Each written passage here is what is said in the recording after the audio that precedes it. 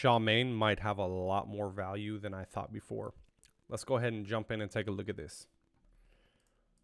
Welcome back, everyone, to another Reverse 1999 video. Today we are going to go over my thoughts and overall insight into looking into Shamane's kit more, basing a couple more team theories around him than I did before. I looked at a lot of the kits of characters that I just haven't really messed around with yet. Specifically, the one that kind of brought my mindset to this was Necrologist. Her kit, the way that it works is she has a single target damage that deals mental damage right here. She has another single target that deals mental damage as well, but it is her ult, and her ult is what really got me thinking about something. She would work really well with a lot of DPSs if you kind of set them up to be in tandem with the way that her ultimate works. It grants 1 stack of prayer and damage dealt plus 40 to other allies. Lasts 3 rounds if the target is in prayer status. HP plus caster's attack 150%. Prayer does not die after taking lethal damage, and instead HP plus caster 100% disappears after trigger. Cannot stack. So you get 1 set of prayer on the character, and it basically gives them a free immunity to death for 1 cycle, I guess, which is going to come in handy, in my opinion, for later raids when we're trying to get these higher tier numbers and stuff like that. We're not going to really worry because the damage is going to increase. The way that raids work in most games is the higher round you go, the more damage the raid boss is going to do. So sometimes you're just not able to heal through stuff like that. So to be able to put this on any character and get a little bit more damage off of them is a huge thing. Also, let's go ahead and take a look at Tooth Fairy. As you guys know, y'all have her or don't have her. Let's see what she does and why I am talking about these 2 characters before we look into Shamane. So first off, we're going to look at her debuff. Obviously, she is a great healer, but let's go ahead and take a look at her debuff. She does 1 target attack, deals 150% mental damage, and causes 1 stack of confusion. Confusion does 25% critical resist. So as we know, critical hits do critical damage, and critical damage is a bonus damage on top of your base attack damage. So basically the highest level of damage that any character can achieve is going to be based off of them landing a critical strike, and depending on their critical rate or critical damage increase percentage, it will boost that up as well. So when we have bonuses for critical rate, we have a critical resist here of 25%. We're looking at 25% that is going to stack. They're each timed independently. We also have her ultimate, which deals 30% critical rate after the attack scores from all allies. Also sheds all negative effects, status down stuff from all allies. So overall, a very good healer / support that is going to be on your party. She purifies, she debuffs, she heals. Everything is good about that. She works with a lot of damage dealers, allowing them to output the highest level of damage that they can do. When we look at Shamane, obviously he's not out yet. He will be coming out soon. So let's go ahead and look at Shamane over here. Some things to think about. And the things that I really want to focus on right now is going to be his skills, and then we're going to be going into his portrays, Psychubes, and resonant and stuff like that. So first off, we have his first skill that is a debuff. This one right here gives a defense, a reality and mental defense debuff for all enemies for 2 rounds, and a mass debuff for plus 10% damage taken. So we're stacking the critical rate resist down on the enemy. We're stacking the critical rate up on our team. And then we are also, from Tooth Fairy and Necrologist, is basically a support that allows us to do more damage, plus survive pretty much any hit once we have that buff on us. With his debuff here, it can go up to 30% and 15% obviously for this. This one right here is it's a great way to kind of engage fights, because you don't necessarily have to stack this up, because the only benefit we're doing is the damage taken. We're getting this defense down every single time. So if you're running Shamane as a support rather than a damage dealer or main damage dealer, which you can do all three with him, which is great. He's usable in every spot basically except for a healer. He's a debuffer.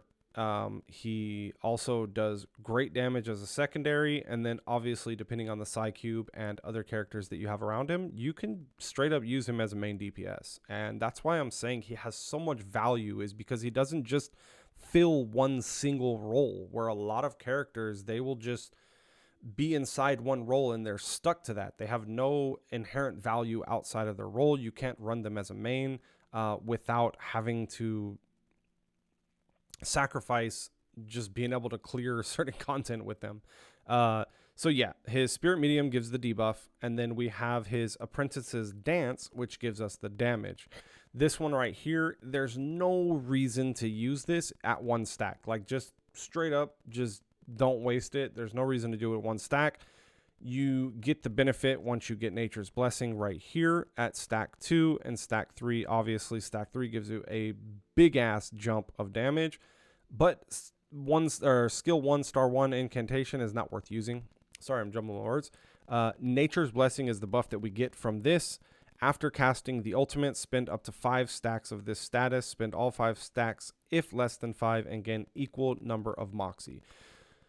So what's really cool about Shamane is that if you time and set everything up, you can have a rotation of ults back to back.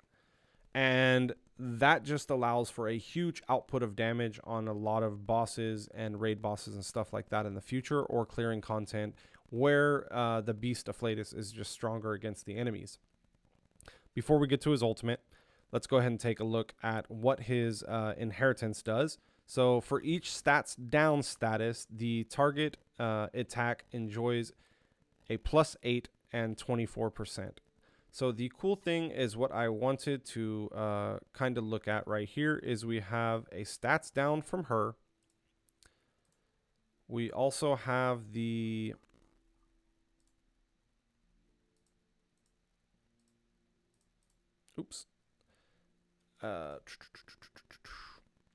buff from her right here. And then we also have the stats down from Shamane himself.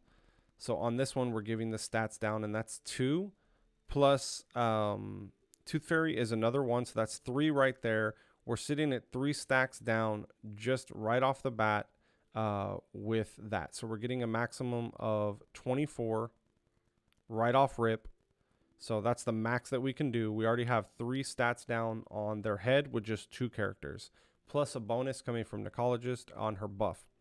We also gain an extra 2 stacks of Nature's Blessing whenever we get I1, and then obviously here at I3 we get an extra stack of Nature's Blessing every 2 rounds. Nature's Blessing, we already went over that.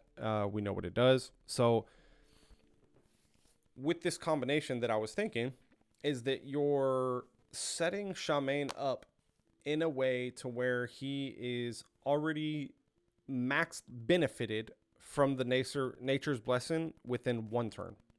2 turns max. 2 turns max, max benefit, max damage. Then when you pair that with Psycubes, you're able to manipulate this damage to go even higher. And with those, the ones that I was thinking that would be best in slot for him, let's go ahead and look at our bank. The warehouse, and go to Psycubes. Right now, we just got the Carrot of the Heart of a Heart. This one right here gives you a critical rate, which is going to be a bonus on top of what Necrologist and Tooth Fairy are giving us. When the round ends, the carrier gains at least 3 Moxie If the character gains at least 3 Moxie in a round, when casting the next ultimate, ultimate might plus 8%. If the carrier gains at least 4 Moxie at the end of the round, plus 12%. So the way that we proc this, obviously, is getting that double ult off because we're gaining all of the Moxie right back.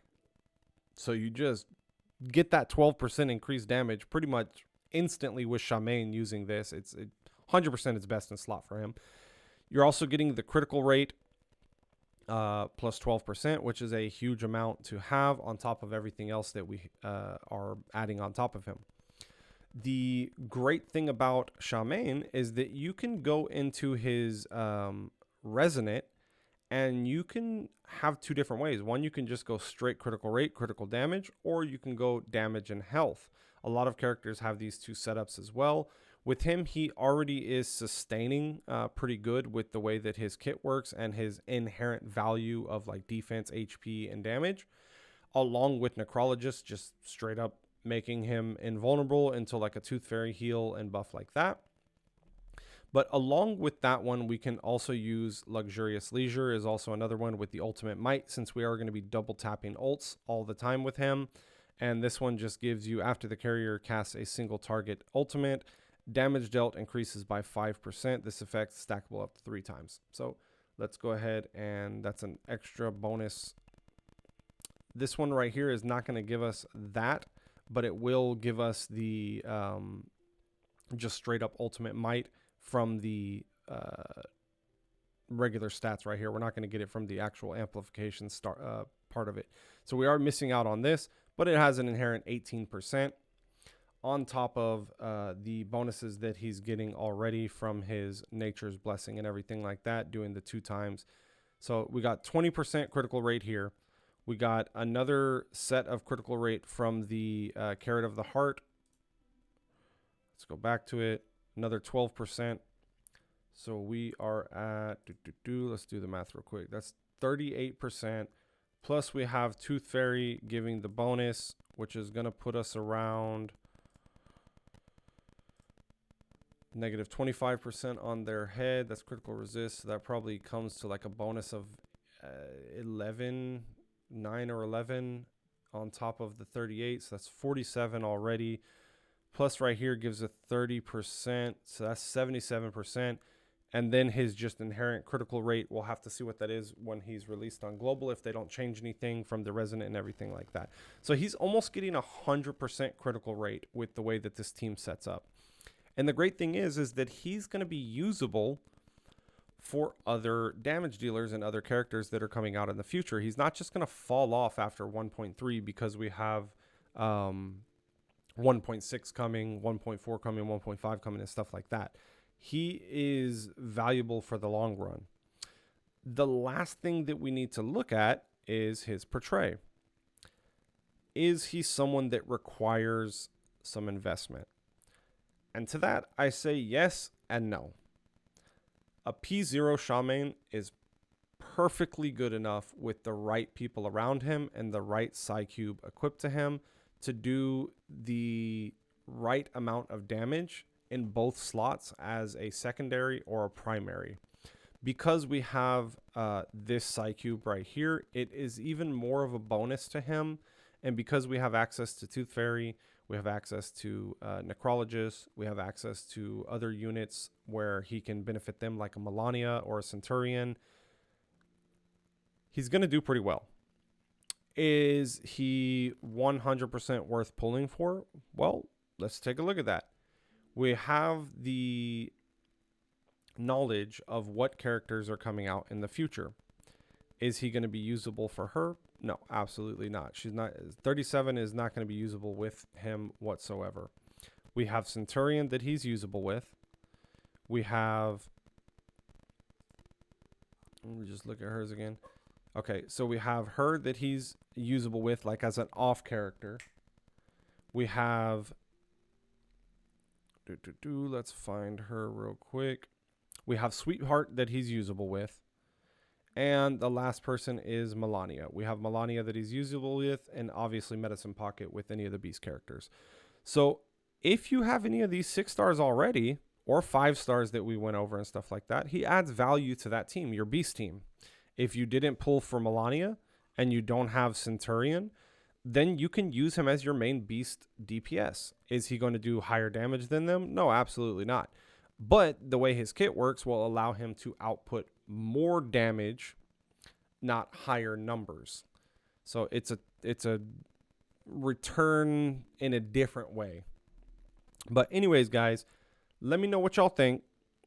Oh, one more person that is coming out before I forget is Spathadea right here.